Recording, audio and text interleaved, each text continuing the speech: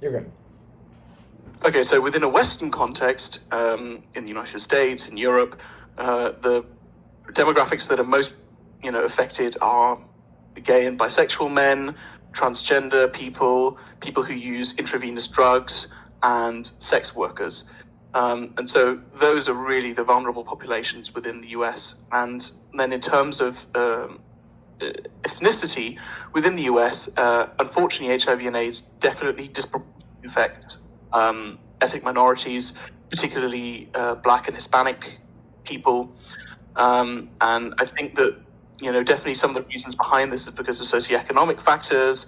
There's a lot of stigma within the Black and Hispanic communities in particular around HIV, discrimination, of course, and the disproportionately limited access to healthcare. And I think And that's that's like really so. I what think that's so. I'm so sorry to cut you contributes off, to but I think that's so important.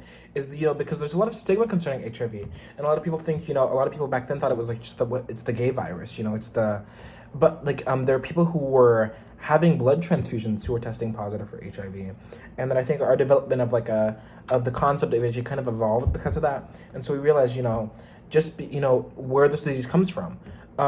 And so if you look at like sub-Saharan Africa, if you look at Western Africa where this disease is the most prevalent, it's not just about anal sex. Even though the mucosal layer in like the colon might be a little thinner than so it's easier to penetrate the anus than the vagina.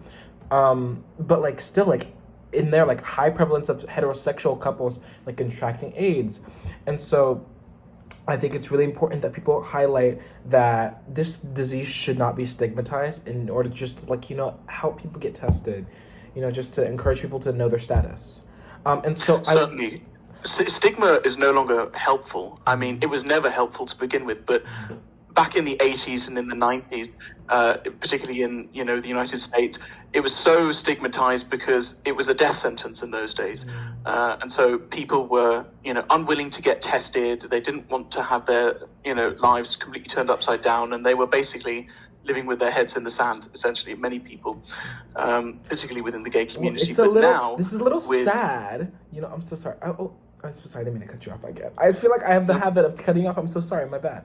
But it's a little dim. The conversation is a little sad. It's a little like stigma and all that. It's a lot. It's a lot. But I think there's some good news. So maybe we can discuss like current treatments or something for HIV/AIDS. And so I think there maybe have some advancements since we progressed a lot. Like technology, like science research, the entire field of basic research has progressed a lot since like the 80s, 90s, 2000s. So could you maybe enlighten us on some of like what advancements have we made? What steps towards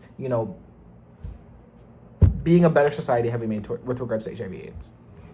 well, certainly there have been real leaps in the treatment of HIV and AIDS. Excuse me.